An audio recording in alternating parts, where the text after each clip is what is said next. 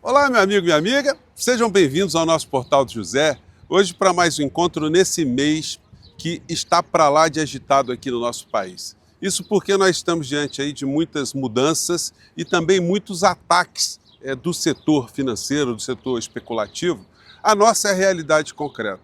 Porque o que está acontecendo hoje no Brasil nada mais, nada menos é do que uma conspiração de um setor de extrema direita aqui no nosso país, junto com setores do mercado financeiro, apoiados também por setores da grande mídia, para implementarem aqui no nosso país um regime econômico que cada vez mais explore o povo brasileiro para jogar dinheiro na ciranda financeira para os bolsos dessa gente. Nunca é demais lembrar que pesquisa feita algumas semanas atrás apontou que 82% dos entrevistados que fazem parte do mercado financeiro disseram que votariam em Bolsonaro para a presidência da República se ele fosse candidato. Enquanto apenas 12% afirmaram que votariam na continuidade do governo Lula. Então, está muito claro que o governo Lula hoje, o Brasil, de um modo em geral, está enfrentando um inimigo, mais do que um adversário. Porque um adversário no campo da política, você combate no campo da política. Mas quando existe um adversário que é capaz de mexer com a realidade concreta para te destruir, para conspirar contra o Brasil, aí a situação tem que ser mais clarificada para a sociedade brasileira. E muitas das coisas que nós estamos vendo hoje, de desafios e de muito estresse, tem a ver com uma falta de comunicação, que eu sempre apontei aqui no nosso portal, do governo Lula. Porque se desde o começo, enfim, isso dá para corrigir, mas se desde o começo houvesse sempre uma aproximação com a sociedade, explicando passo a passo o que estava acontecendo, trazendo pessoas para conversar sobre qual é a realidade política e econômica que foi herdado do desgoverno passado, se a gente tivesse todo instante combatendo em tempo real todas as insanidades que essa gente faz, hoje nós teríamos um ambiente melhor, mas o governo Lula ainda pode tomar algumas atitudes em função da situação concreta que está se apresentando. Eu vou conversar com vocês sobre algumas dessas situações, mas antes de mais nada, é sempre muito importante convidar você que está chegando agora ao nosso portal, ainda não é inscrito, para que, em primeiro lugar, você se inscreva aqui conosco e conheça também os nossos outros vídeos. Se você gostar, compartilhe, recomende, nunca se esqueça de dar o seu joinha, seu comentário e, se puder, venha também para o nosso clube de membros. Você que é muito bem-vindo e muito bem-vinda. Gente, ao lado dessa história econômica, nós estamos vendo também uma histeria permanente da extrema-direita aqui no Brasil, tentando, de alguma maneira, salvar a pele daqueles que estão ali na rota da Papuda, da Comédia Bangu 8, ou de outro presídio, outra instituição congênere. Mas não vai dar, gente, porque essa gente, como se habitua a ficar no mundo paralelo, e no momento que eles tinham alguma conexão com o poder, que eles estavam ali com estruturas de poder na mão, eles tinham uma percepção que não se conforma, né, se adequa à situação real de hoje, porque hoje eles não têm o poder real de mandar, de comandar, de conspirar e atuar de uma forma concreta dentro das estruturas de poder aqui no nosso país, depois do que aconteceu no dia 8 de janeiro de 2023. Portanto, o que restou para essas criaturas é apenas o direito de ficar esperneando, ficar tentando ali fazer alguma coisa para mexer com a opinião pública, no sentido de haver uma pressão em direção ao Poder Judiciário e às decisões que serão tomadas aqui no nosso país. Mas isso não vai funcionar. O chiliquento Silas Malafaia, que já disse em outras ocasiões, onde já se viu militar ser preso, tem que ser preso pela justiça militar, isso cria muita confusão na cabeça de muitas pessoas, como a prisão agora do general Braga Neto. Vamos esclarecer aqui algumas coisas. Gente, de fato existe um Código Penal Militar, mas o Código Penal Militar ele só se aplica a militares que cometem crimes militares. Se um militar vagabundo, criminoso, golpista, pratica um crime que está dentro do Código Penal, ele será julgado pela Justiça Comum. Por isso que a Polícia Federal tem a possibilidade de atuar nesses casos, a Procuradoria-Geral da República e o Supremo Tribunal Federal, a Justiça Comum Penal aqui no nosso país. Portanto, não tem nenhum tipo de legalidade com relação a isso. Outra coisa que o chiliquento Malafaia falou no vídeo recente dele, de agorinha mesmo, né?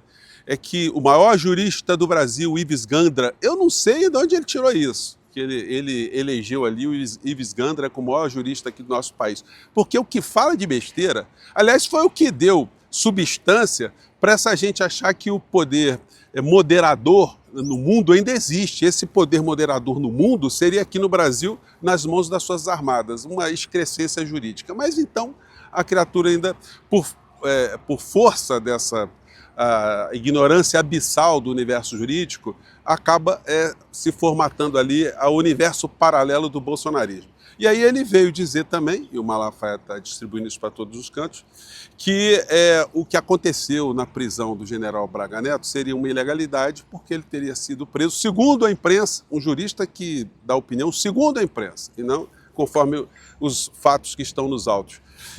Não poderia haver essa prisão porque ela teria sido baseada apenas, entre aspas, numa delação premiada do Mauro Cid. Eu mostrei para vocês que tem um inquérito com mais de 880 páginas que mostram a sequência de crimes que estavam sendo cometidos aqui no nosso país com continuidade delitiva, porque se os caras estão soltos, a quadrilha continua a agir.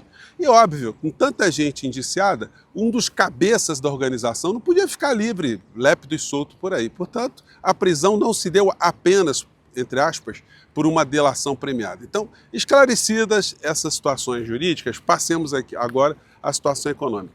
Gente, os analistas mais críticos, eles afirmam que não há a menor explicação racional para o dólar estar batendo os números que estão batendo no Brasil. Não tem nenhuma hecatombe que foi construída nos últimos 2 anos. Muito pelo contrário.